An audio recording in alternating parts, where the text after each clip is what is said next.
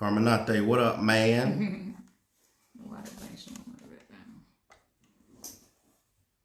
Simone, what's up? Hey, fam. Good to see y'all. Oh, that thing right there. What thing? That little white thing. That. I don't think you'll be able to make it go away, but it's cool. Mm-hmm. Yo. Hey, guys. Hey, sis. Yeah, sorry. Yeah, man. So we getting ready to get this live kicked off. We are celebrating 8 years. Yeah. What it Hey, do? fam. I can't really see. We can't see who all's coming in. Yeah, we have no idea who's on Facebook. We clearly see who's on the Insta, though. Yeah, what up, sis? Good to see you. Y'all can say hey, though, while y'all chiming in. Oh, there it go. Yeah. Cool. Antoine, hey, bro. What up, Doc? Good to see you, man. So yeah, we're just waiting for folks to come on. We're getting ready to do this Instagram and Facebook Live. So particularly on our listen, this is my wife area. This is not mine. I don't do these lives. We're stretching ourselves. We're stretching ourselves. Yeah, clearly. This is her thing. Live is what she do. Oh, see? Shaking the tables and stuff. But anywho, yeah. So we're going to get ready to talk about a few things, man. Obviously, we're going to talk about 8 years, recapping that, what all took place in 8 years. And in addition to that, we're also going to be kind of dropping some wisdom in quarantine, man, because the biggest thing I think in quarantine is a lot of us are like, obviously, hey, you know, there's a time for us to slow down. There's a time for us to kind of, you know, reset, right? But for some people, it's a great time. Like me and my wife, we love each other. It's a great time for us to kind of kick it. Obviously, we work like dogs. But the other thing is Jonathan. Yeah, Jonathan, like Mac up here making up words particularly. That's right, Doc. Lord. But anywho. Y'all pray for us. Yeah. I know, look, they went out there. Auntie, what up? Hey. So anywho. Hey, Auntie. Yeah, so a lot of couples, man, this is a terrible time. Like, being for real, like, word up. Like, you don't spend a lot of time with your spouse throughout the week or throughout the month. And so now you got to be on lockdown with them, and being the fact that you really don't know each other, it's like, oh, okay, I really got to, know you. I really got to kick it with you. Hey, I got to, live my life. And I really wanted this time to be good. So I really need to learn to communicate with you better. I really need to know what it's like with, kicking it with the family and hanging out with the kids. And so for some of us, it's a great time. For others of us, you're trying to learn what it feels like to know this person you really married to, or even just quote unquote engaged to, or dating per se. So yeah. So babe, tell them a little bit about what happened in 8 years. Tell them a little bit about. Yeah, you guys, it's our anniversary. Woo woo! Even in quarantine, we still love each other. So Absolutely. We're happy to be married. 8 years. It doesn't feel like 8 years to me. I really don't feel like it's been 8 years. My husband's been saying 8 years when it was like 5 years. So in his eyes, apparently it's been 8 years. But it doesn't feel like 8 years to me, man. It's been a long road. We've traveled through a lot. We've had our ups and downs. We've had our moments where we're like, what the Sam Hill are we doing? True. And then we had our moments where we said, okay, God, we're just going to rock it out with you. So it's been a very interesting ride, I will say. But yeah, I've enjoyed it. I've loved the 8 years. The 8 years have been absolutely amazing. Yeah. And I think for some people who've been married, obviously 25 years, 30 years, 40 years, even 15, kudos to you guys. Yeah. I think for us, hitting 8 years is one of those milestones, like most people hit 10 years. Hit those milestones and you say, hey, this is big. Most folks don't even make it to 2 or 5. So for us, this is huge and major, because for us, when we first got married, man, I was in the Marine Corps. Yeah. We were living in D.C. for about a year. And then after that, we ended up moving to Columbia. You lived in D.C. Yeah, I lived in there for like a week. I didn't know D.C. So I lived in D.C. and then my wife moved in, and then we left D.C. because I got a job in Columbia, South Carolina.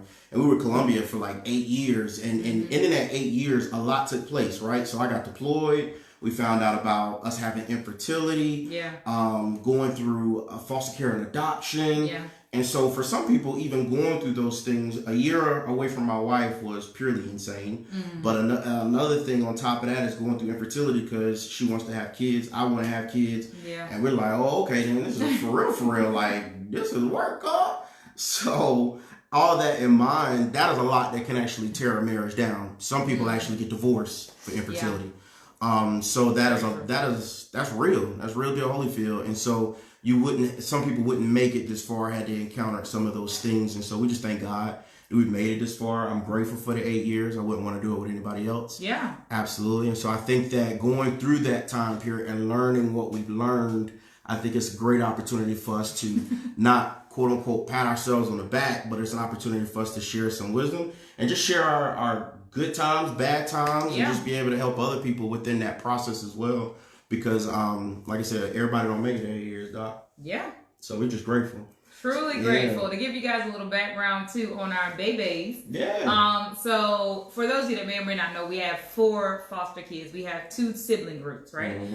So we actually was in the process of actually officially adopting our oldest, she's now 11 years old, and our 4-year-old. We were literally about to adopt them, you guys. We had a court date and all. April 7th was our court date, but then good old Corona wanted to come on the scene. So now that Corona unfortunately has came on the scene, it's been a lot harder for us to get a court date. The court date we had was kind of pushed back, so we're waiting our new court date. We're waiting for it, but we're just excited because that is now an area that we are about to move in on. My husband has the spray right here in front of the That's our mister, man. That's our mister. That's our mist. Yeah, man. Anyway, grateful that we're getting close to being able to actually officially adopt our kids, because then we can actually put them on video with us and y'all can see our babies. I know y'all don't get to see them like I would like you to see them, but time is coming, man. That's a long process in and of itself. It's winding down. So I think the thing for us is so just to backtrack a little bit, I didn't even want to do foster care to adopt. He did not. I was like, nah, we're not doing that. He did not want to do it. It got to be for my loins. And so, which is really weird, right? Bible going person, love Jesus. And so I think the thing is obviously, that's God's story for us to care for the orphans and the widows. And for me to be like, nah, I don't want to do this. Like, I'm afraid of what this may look like. And now if you're asking me to get my left foot, my right hand, like, let's do it. When we going down and get it chopped out, because I love my kids. Like, we would do whatever we need to take care of them. And it's crazy how God just molds us and shapes us and breaks us down to be able to allow us to be able to live out his story. Yeah. Keyword, his story. So all that in mind, like she said, we were supposed to get our paper signed, go to court. Corona pushed all that back. To be perfectly honest with y'all, we're just taking it one day at a time. Yeah. We never even thought we would even get this far. 3 years to hold on to 2 kids that we didn't even know would even be ours officially is a big story in and of itself. And then on top of that, to take in 2 more kids, it's like, whoa. And so even then when we announced it, people were like, shoot, y'all not like, y'all good? It's not a... People thought we was crazy. We taking all these kids. But I think that's our heart though, right? And so love them. For us, some people are like, oh, y'all, y'all okay? Like, y'all need some help? Or y'all, is everything all right? We like, we good. Like, we straight. Like, this is what we do. Like, we all right. Like, we don't have no problems with taking care of kids or being mothers and fathers and just being a helping hand. I think that's just how we both wired. Yeah, so I always tell people too, being honest, I feel bad for the parents that got 1 child. I have 4 kids, so they're never alone. They will always have a best friend. That's true. And they always entertain themselves. People will see me in the stores or in places with my kids. Y'all know I love to dress them alike. That's just me. And they'll be like, oh my goodness, how do you control your kids? Or how you manage it? My kids really do help. They take care, we've been able to raise them where they've seen a loving home. They've seen mom and dad. We try not to argue in front of them.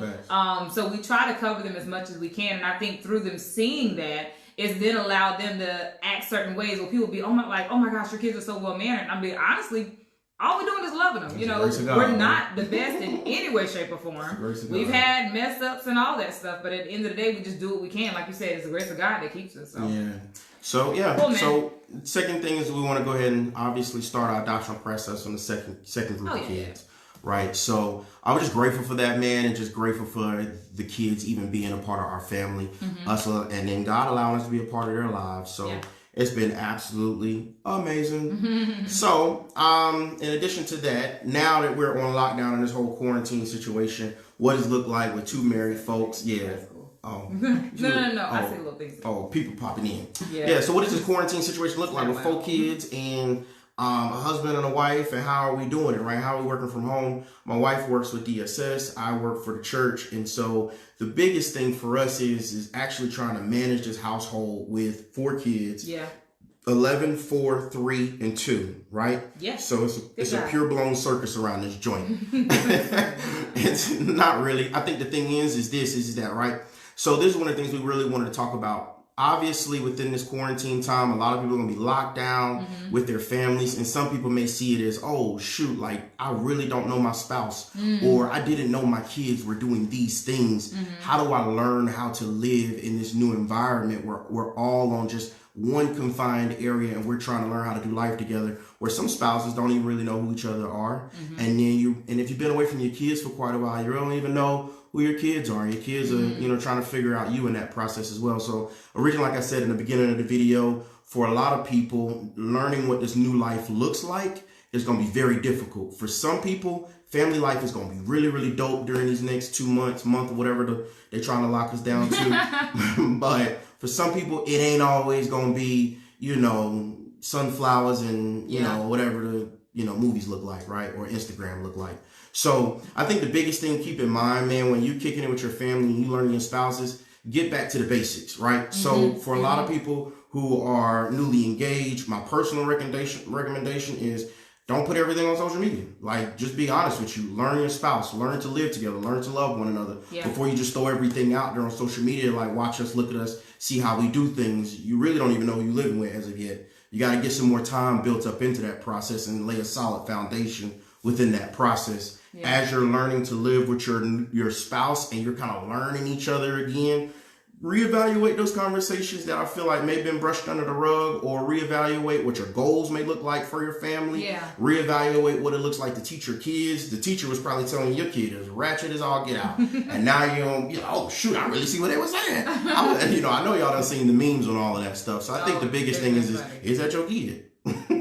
I just be honest with you, is that your kid? And so you have to be, it might be, I know we got one. We know one. We know which one is ours. We like, yep, he said that. I know he did. We know he said that. So with that being said, babe, what kind of wisdom would you like to give the married couples right on lockdown? Well, I think, like you said, it's a chance to really get to spend time again with each other. One of the posts we posted that on average, most couples spend 1 to 2 hours. Is it a week? A week. 1 to 2 hours a week for most average couples they spend together. So now that Corona has come, you got way more time to spend with your spouse. So I look at it as try to find ways to get to know them. I know me and my husband, we're trying to read together more. We try to do family movies. Now, granted, I got toddlers, so about halfway through the beginning of the movie, they're already over the place. But we're trying to incorporate things that really, we went walking around the neighborhood. I shared that, we did a walk around the neighborhood and stuff like that. So I think this is a chance for us to really kind of rekindle a lot of things that may have been just kind of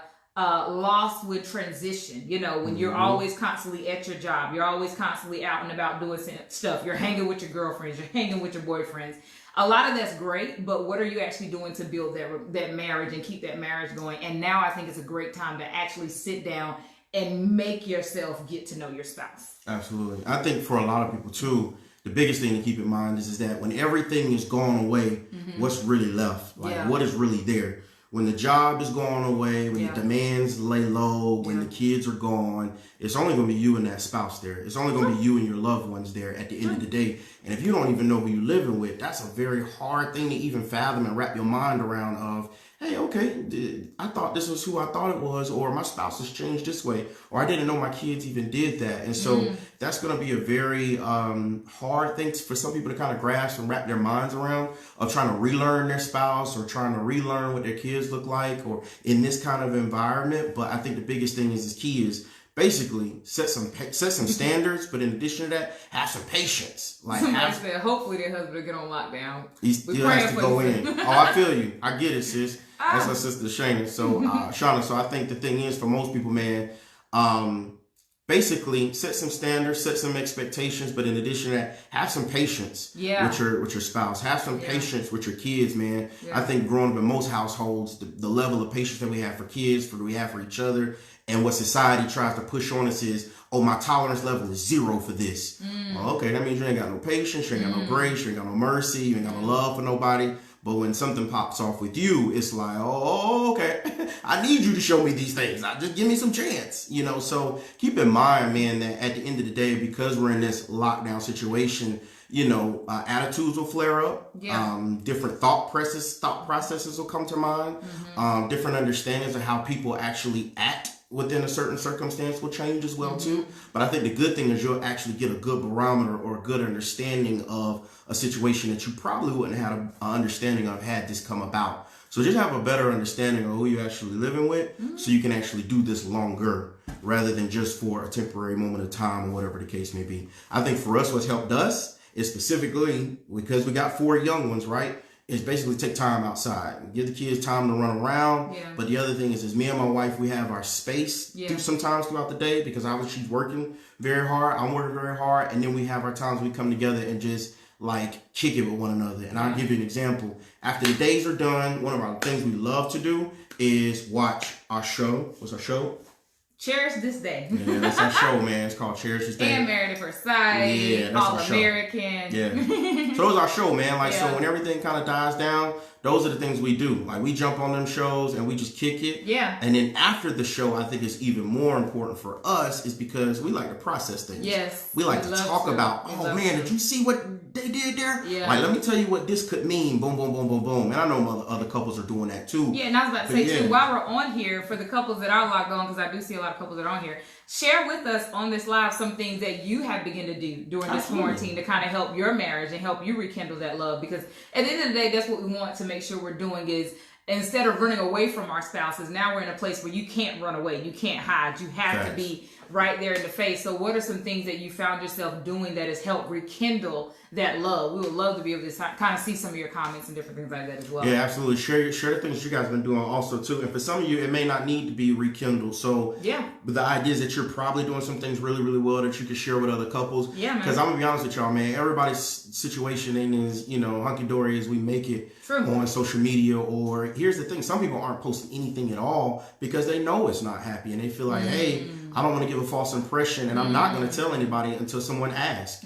And if you're not asking, they're not going to say anything. And so, unfortunately, they live in a place of darkness. And I think statistically, more people feel alone in the United States right now than any other issue that we currently have. Loneliness is very, very huge. Wow. So that's for people who are married and unmarried. So just to make that clear, you can still be married and be alone or feel alone, which is very terrible in and of itself. So all that being said, I think the thing we want to communicate and help people understand during this quarantine or during this coronavirus, because people can go like crazy because they're on lockdown and can't get away or can't do some of the things they normally are used to doing, or basically, to be perfectly honest, what we're really trying to say, those things that you put your love and your interest into, i.e. work, i.e. gym, i.e. anything else other than your spouse and your kids, now that's no longer available. Now where do you put your attention to? Now where are you really, focused in essence? And so for us, the good thing for us, what we've learned is that not to get too caught up in those things very early on in our marriage. So now on the back end, we're really like, oh, okay, like this for us is like, oh shoot, I get my babe at home while she working. I go around there and tickle her on her neck, like rub her on her back. She like, no, stop, don't do that. And I'm like, thank God. What up, Shatima? Congrats, baby girl. Oh, yeah. Congrats, sis. So, yeah, man. So, I ain't gonna lie. I love having my wife home while she's working. She doesn't normally work from home. I work remotely, so I can work anywhere. But it's been a blessing for us to be able to work really, really next to each other and enjoy that moment with one another, to be able to grow and learn one another. Because I think the other thing, too, this hits on another point I want to hit, is that the person you married from Jump Street, and I'll put it like this, my wife has evolved, I have evolved since 2012. Who she is in 2012 is not who she is in 2020, and vice versa. I'm not that same person. And so I think the thing is that are you willing to learn to evolve with that person and be able to say, hey, whether it be for the bad or whether it be for the good, I'm willing to stick this out and learn this with you and be okay with that. And obviously we're not doing this alone, right? We're not doing this by ourselves. We're doing it in Christ, and he's working in us so that we can literally have the grace, the strength, the mercy, and the peace that we need to literally walk this thing out and show our spouse that grace and mercy they need. But I just want to make that known. I think sometimes some people get a little upset when year 10 hit or year 8 or year 5, and they're like, whoa, you just, flip that whole script. Yeah, but I think that's where the grace come in. You have to give your spouse grace to grow. Like, nobody is perfect. Like you said, where I was at 2012 is not where I am now at 2020. It's not the same for him. And we're not trying to sugarcoat anything, you guys. It wasn't, we've had moments where we was looking at each other like, who is this I married? Right. But we had to understand that we're growing. Like, we got married at 25 years old. We're 30. I'm 33 now, so he's about to be 30. Yeah, he's about to be. I'm 33. A little older than him. I got a young brother. But anyway, like, we understood what we had to learn the hard way too. We have to give ourselves grace to grow because none of us are perfect. So I challenge us, everyone, to give yourself grace. It's okay to mess up. You are going to mess up. Your marriage is not going to be no fairy tale. And if anybody tell you that, they're lying. They bold-faced lying. But what we want to let you know is that it's not the end-all be-all. If you get into, you have moments of arguments or discord or disagreements, that's okay. Just give yourself grace to be able to have that and still know that doesn't mean you're about to get a divorce, man. It just means that, hey, you're evolving. You may not understand I may not understand his perspective. He doesn't sometimes understand my perspective, but I got to give him grace to let him be him. And he gives me grace to let me be me. Yeah, absolutely. And I think in this thing, man, once again, like I said, is that we're not doing this alone. We're doing it in Christ, and he's working in us to be able to show our spouse grace and love. Gotcha. And I think the other thing is that as we're walking this thing out, one of the things we want to keep in mind is that as she's changing, I'm changing. We're basically saying that as things are going on, hey, I feel this way about X, Y, and Z, or I've experienced this and I want to share it with you, rather than just holding that in and not saying anything. And I think the partiality, the other part of that too, is what you guys got to be open and communicate about the environment that you're making your spouse feel uncomfortable in, to communicate. Perfect example, if you're always off the handles, you're always off the rails, and you don't give your spouse an opportunity to communicate, they're not going to tell you anything about how they feel. Very true. They're not going to tell you anything about things changing or how they understand things to be, because that environment is not a safe environment for them to communicate that. Yeah. So keep that in mind as you're going along. And the other thing I want to encourage you guys on, it's not sexy, it's not widely acceptable by any stretch of the means, but pray with your spouse, man. Like, get on your doggone knees and pray at the end of the day. It really does help. Yeah, it builds a level of power in it. It builds a level of intimacy that most people are not really seeing or learning to appreciate. It builds a level of intimacy that you don't necessarily see. I think perfect example, when me and my spouse pray together, I see her in a different light than what I would see her in any other situation. Wow. And I see her vulnerable to obviously our Heavenly Father in a way that I wouldn't see her vulnerable to me, right? Because I'm not her God. She's not gonna say, oh, pray to God, Andy, that you do blah, blah, blah, blah, blah. I'm like, nah, but how can you do that, babe? Like, that's not me. So I think the thing is that as you're learning to pray with your spouse, it don't gotta be this long, drawn out, like, shouting and hollering situation. I think the biggest thing is just create an environment where you guys can be vulnerable with one another, to allow that intimacy to take place, and pray together. And that's where that comes from. So just keep that in mind too. I know it's not sexy. I know it's not what most people want to hear. Most people don't even feel like praying. But I'm going to tell you, man, answered prayers have been our thing. Like, that's how we made it, to be perfectly honest, for real. Yeah. Nope. Yeah, man. We're excited to be back live. It's been a minute since we have been on, just posting videos in general. So we'll definitely be doing this more often now that we have the opportunity and schedule to be able to do some things. So we want to hear back from you guys, though, because we want to know, like, what are some of the things you may have, questions you may have, not just necessarily questions, because we ain't got all the answers in any way, shape, or form, but some topics that you would like to discuss. If it's different things that you're thinking about that you kind of, would like to hear more about, or different perspectives. I can honestly say, for me being married, I love gleaning to other wives, getting different perspectives, because I could be thinking about something about my husband one way, and I talk to somebody else and they totally shift my perspective of saying, well, did you think about it from this angle? So I always encourage others. You want to surround yourself with like-minded couples that are striving or trying to strive in their marriage, because that's how you grow, when you learn and glean from others. So the same way we've gleaned from others, we want you guys to be able to glean. But if you got topics and stuff, we would love to be able to hear them. Absolutely. Definitely do a DM. Yeah, it's called DM. I'm getting old.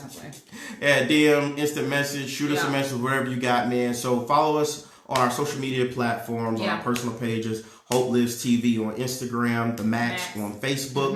We would love to hear from you guys and just basically chime in, man. Like I said, we don't got all the know-how, and clearly we've been through our personal experience. Yeah. Many of you have been through your own personal experiences that you can help other couples. And if you've been through something and you're still together, that's the things that people need to hear, but want to hear. I know it's been many times we've been on marriage retreats, and specifically the couple was like, this is what happened, boom, boom, boom.